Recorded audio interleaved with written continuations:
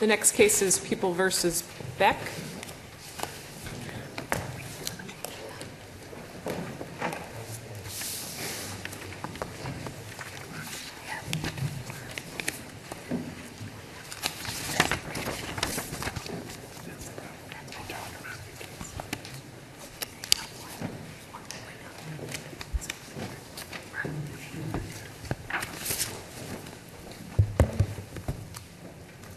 This is also an argument on the application. You each have 15 minutes. You can reserve time, reasonable amount of time, but please try and keep track of it yourself, Mr. Lysak. Thank you very much. I would like to reserve 2 minutes, and I'll attempt my best to reserve that 2 minutes on my own watch. Thank you. Good morning. Philip Ellison appearing on behalf of the appellant. May it please the court.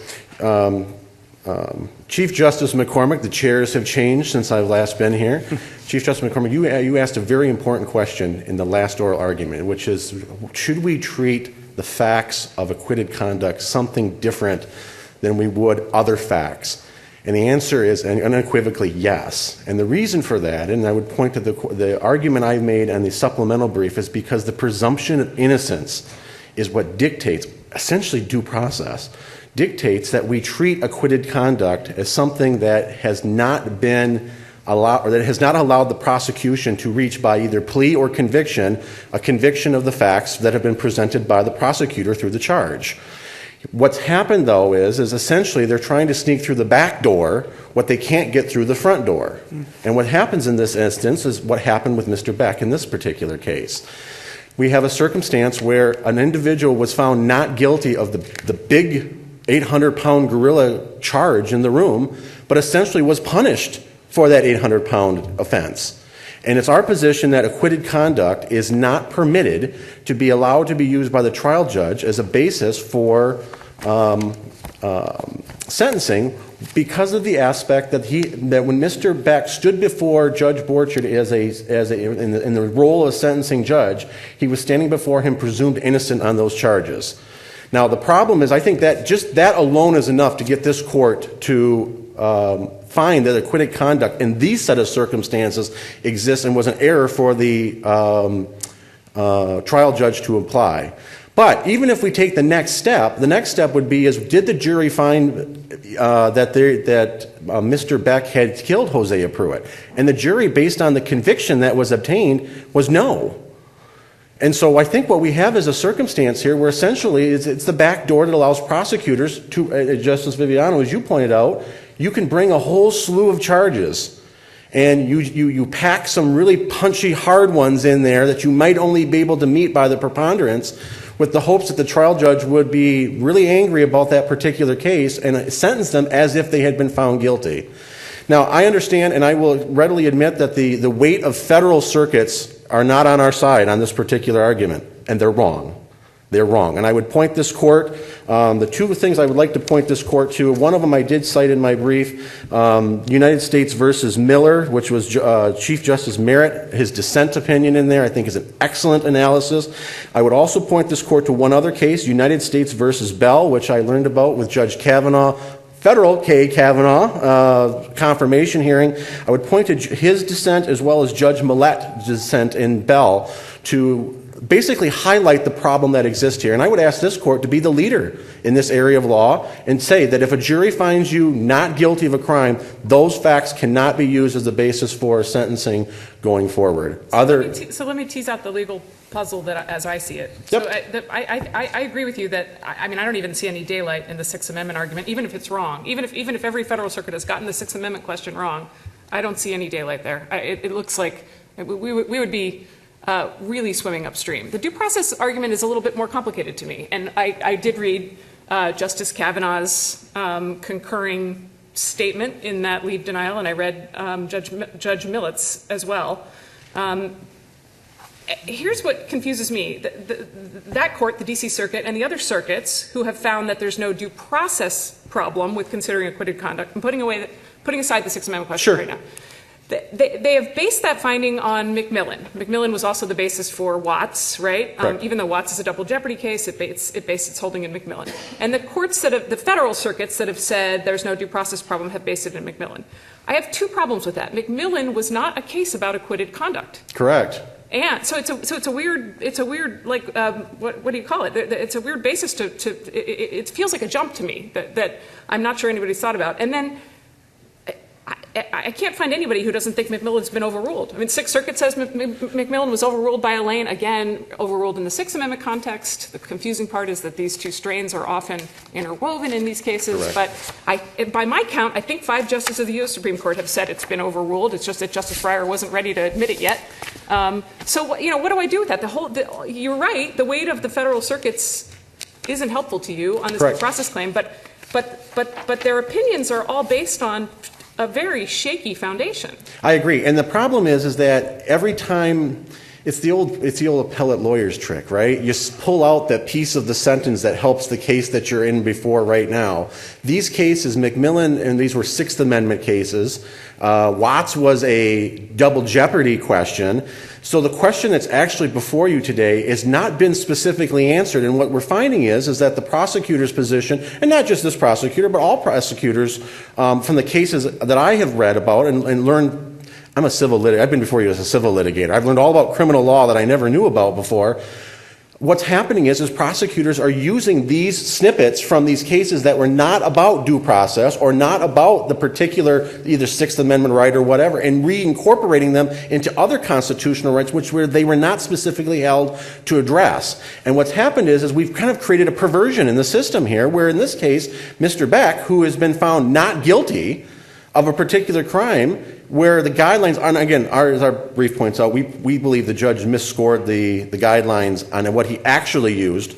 But even outside of that, he's using it to 10-fold, 12-fold, 14-fold go over the guidelines limitation, the guidelines as provided there on conduct that he was specifically found not guilty of. So I guess I would point, and that's why I guess I kind of point out to the beginning of this, is yes, for Sixth Amendment purposes, yes, that does weigh against us. But I don't see a bar on this for any other method going forward on this, on other closely interwoven constitutional grounds. And one of the things that I guess I was thinking about as I was driving down slowly here today to get to this court is, the presumption of innocence argument, I think, is a really strong one because and you were pointing out that earlier about the idea that folks, in kind of as a gut check, know this is wrong in some respects. The reason being is because every law student, the first week of criminal law says you're presumed innocent until proven guilty. It's explained to every juror when they serve on a jury panel. And in fact, I was thinking, even at the beginning introduction of the cops show, they say suspects are deemed innocent until proven guilty in a court of law.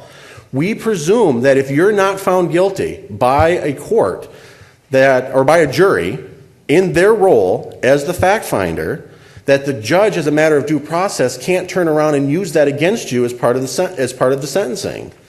And did you consider making a separate argument under our state constitutional due process? Well, unfortunately, by the time I got the case, it had already been granted, the MOA had already been granted, and the issue had already been established in that respect. And to be fair, my co-counsel is in the room, who was the trial attorney on this aspect. And frankly, it was a surprise when it came up, because I was in the room, I was actually in the courtroom for the sentencing on this particular case, and it shocked me. Because it was something that, at most I'm thinking this guy is getting 5 years, as I understand the law. Is this being a pre-Lockridge sentence scheme at that particular time? He ended up getting 20 to 30, almost 35 years for a charge that at most, even at the top end of the guidelines, should have been 5. I mean, to me, even if we even look at the proportionality of it, just as that alone, I think it blows out of the proportionality standard. But I think the more narrow, and I think this court was unique in tying this case to Dixon Bay because they're basically bookends. You have this case, which is a clear case of where solely acquitted conduct was used as a basis to not only increase the guideline score, but then to exceed the score many folds over. Dixon Bay, on the other hand, is more of a case of where it's impliedly been done, but hasn't been expressly been done. So I think this case, for the purposes of the issue of acquitted conduct today, I think this is a perfect vehicle for this court to establish that you cannot use acquitted conduct. I think you can do it on the Sixth Amendment grounds. So, counsel, we have a situation in which a defendant raped his victim before subsequently robbing the victim. And the prosecutor only charges the defendant with the robbery. And the question after conviction of the robbery is whether you can take the rape into consideration. Everyone seemingly agrees that you can do so. However, if you charge both the rape and the robbery, and the defendant is convicted only under the robbery, you can't consider under your theory the fact that the victim was raped beforehand. It seems to me that if anything, that kind of illogical outcome suggests that the disincentives that would be created by the position you're arguing are exactly the opposite of what I understood my colleague Justice Viviano said earlier. There'd be a great incentive not to charge the rape in order to preserve it as a factor that could be considered after the conviction for robbery. Is that not correct? If I believe in this ground, and I'm going to qualify. Is what I'm saying not correct? What you're saying is I can't answer that with a yes or no, and I would like to, if you may permit me, a moment to clarify why I can't answer that with a yes or no. In most circumstances, all the charges are being brought at the same time. And that's what we have a case here where all those charges have been brought. I would say in that circumstance, because they've been acquitted, conduct has been found not guilty, you can't use that in as the charge. In your hypothetical, however, the rape charge has not been done. I was comparing those two hypotheticals. Correct. And as I understand your hypothetical there would be is that the rape charge would be something if the prosecutor asked the judge to make that as a consideration, an uncharged conduct that way. The Beck case is different than that, obviously, but I would have to say at minimum then you would have to follow Justice Brickley's suggestion and have in Ewing and say you have to have some sort of hearing to allow the judge to find by the preponderance. Under either circumstance, the judge would have to find a preponderance of the evidence. Nobody questions that under either circumstance, right? Correct. I don't necessarily disagree or agree with what Justice Brickley had to say in that case, but obviously, as you recognize, it didn't undermine the significance of the holding in Ewing that acquitted conduct could be taken into consideration. It did. In fact, I read that case numerous times, and I can't quite make heads or tails of what Justice Brickley was thinking in that aspect, because in the first part of his opinion, he says, yes, we should be able to use acquitted conduct in this. But of course, later on, in the back half of his decision, of his opinion, he says, but obviously in those circumstances where the person hasn't been convicted of the crime, we can't use that. It would be unconstitutional. They're completely, the front end of the opinion and the back end of the opinion are completely contradictory to each other. So I think right now, and that's one of the issues I guess I would, as I pointed out in my reply brief, is that I think Ewing, if we do a head count Ewing, I don't think we have Grimmett being overruled. I think Grimmett's still the applicable law here, and frankly, whether or not, I hate to come to this court and argue about head counts, but I still think I would take the position that Grimmett's still proper law, and even if it's not, the court should go back to it because it's the proper outcome in these circumstances because, again, when a person who's been charged with a crime and has been found not guilty, they are continuing to be clothed with the presumption of innocence. And otherwise, what we have is a situation when by the time you get to a sentencing court, you're no longer clothed with innocence anymore at that point. And I'm sorry? I'd like to repeat the question because I don't think I've got an answer from you.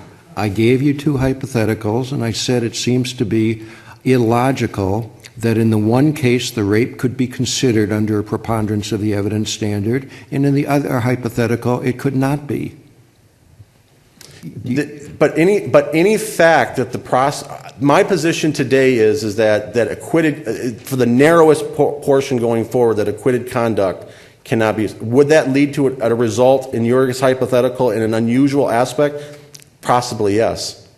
But the same token is that isn't the answer to the question depends on whether the uncharged conduct had some bearing on the charge that was at issue in the case? In other words, if they bring an unrelated or decide not to bring an unrelated charge, that evidence isn't going to come into the case, and so the judge won't have the evidence to consider. That's correct, and that's why I bring up the issue about a separate hearing of the a Brickley-style suggested hearing in that respect may be allowed to be brought in that respect for sentencing purposes. If you want to reserve any time, you're down to 56 seconds. Okay, and but the premise of my question, of course, was that the prosecutor had the discretion to bring the charge or not to bring the charge, and it was simply the exercise of that discretion, affirmatively or negatively, that resulted in the rape being allowed to be considered or not considered. And that would be something that, in the exercise of prosecutorial discretion, that's their decision to make. Thank you. 31 seconds. Well, I guess I don't get much then.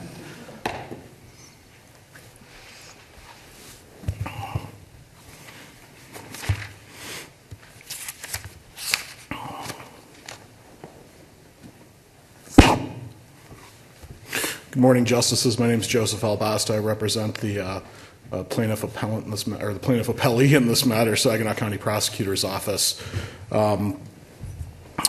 In this case, the judge had discretion at sentencing, and I don't feel he abused that discretion.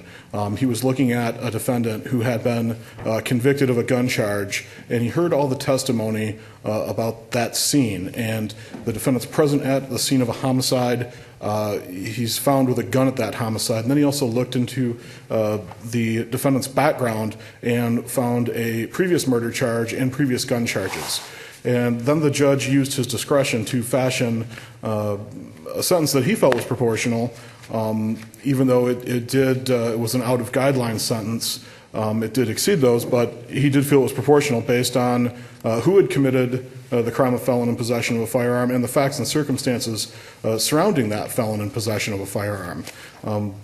With Justice Markman's hypothetical from a little bit earlier, a judge is going to hear about a case like that, I'm assuming, where they are going to hear evidence of that rape, because if you do have a victim's impact statement or a victim coming to court on the day of sentencing, that victim is likely to tell the judge the whole story of what happened to them if it began with a rape and turned into an armed robbery. So the judge probably is going to hear the facts of that, and they aren't going to be sitting in a bubble when they craft that sentence. I don't think it's humanly possible for them to put aside what they've heard there and craft a sentence without doing it. For us to have a system like that, we'd have to have one judge hear the trial, and if there are acquitted counts, have another judge fashion the sentence. And I don't think that's how our system works, or how should it work. I think we trust our judges to have discretion and to follow that discretion when they craft these sentences. I'd open up to questions at this point. So you were looking at me when you said that, so I'll accept the bait and go for it. So if, I was a trial judge for a while, and if I was sitting up there and there was this fact pattern where different charges could have been brought out of the same transaction or occurrence, and putting aside all the other rules we have on whether certain charges can be tried together, and assume that these charges could have been tried together, but the prosecutor decided not to. If I was the trial judge and the victim came in and testified about a bunch of stuff that wasn't in the case and wasn't relevant to the charge that was tried, I wouldn't take it into account when I was sentencing the defendant, because I would presume that the prosecutor had a reason for not bringing the charge. Specifically, that they didn't think they had the evidence to prove the case, to prove the charge. And so that wasn't really what we were there for in that case. And that's a fair point. And we may not have heard testimony during that trial. The armed robbery conviction might be because we have a third-party witness who observes the robbery but didn't see the rape that preceded that. And based on that, you might not have a victim that chooses not to participate in the prosecution. They may not be able to bring those rape charges. But if a victim then comes to sentencing as their... But doesn't that turn the whole system on its head then? Then we start treating people as though they're convicted, even though they were acquitted, or not in this hypothetical we're talking about, not even charged because there wasn't enough evidence. But gosh darn it, we're still going to treat them like they were convicted and sentence them accordingly. I mean, why would the juror? If I was the juror, why would I even show up to court? Why would I even show up? You still have the conviction of the armed robbery, and the judge is going to hear the facts that led up to that, whether it be through testimony at the trial or. But in your case, the major charge, the jury wasn't persuaded. They spent all this time and effort on the case and looked at each charge individually, worked through each charge, only to be told essentially that you screwed up. The judge thinks you screwed up. The judge thinks the defendant is guilty, and the judge is going to sentence the guy as though you found him guilty. So if I'm a juror, wouldn't I be scratching my head? Judge, do me a favor. Leave me out next time. We'll go back to having the king and the dictator, and you guys figure this out, and we'll leave the people out of this equation. And that is a fair point, Justice. But I think in the case that we have with Mr. Beck here, the defendant was acquitted of the homicide charge in this case, but he was still convicted of the gun charge. It was an unusual verdict that does make me scratch my head at times. How the jury hears testimony of this guy having a gun at the scene of the Which is crime. how the system works out sometimes, It is. right? Absolutely it is. There's trials that I've conducted where I get a verdict back and scratch my head and ask, why did the jury come to this conclusion? And sometimes we're allowed to talk to the jurors afterwards, and sometimes we're not. But the judge usually lets us know there was this key factor the jury was considering. We don't know what that is in this case. That's not part of the record. But the defendant is still guilty of having a gun at a murder scene, and this is someone who has committed murder in the past. And I think based on that, the judge... Clearly here, the defendant wasn't sentenced just based on those facts.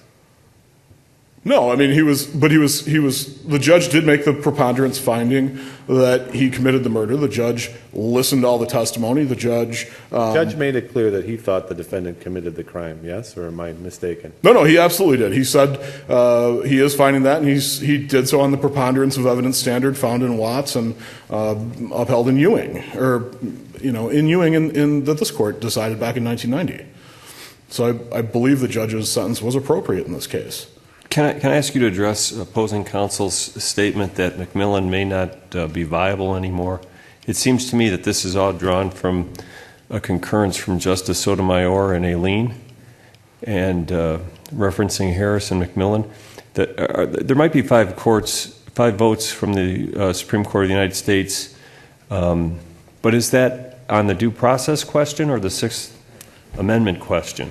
I read it to be the Sixth Amendment question, but I could be wrong in that. Well, if you could be wrong, on what basis would you be wrong? Help me understand where the due process comes from. In McMillan? Where Justice Sotomayor's statement and the five members of the court who questioned McMillan were really looking at due process as opposed to the analysis of the Sixth Amendment. Justice, I'm sorry, I can't comment.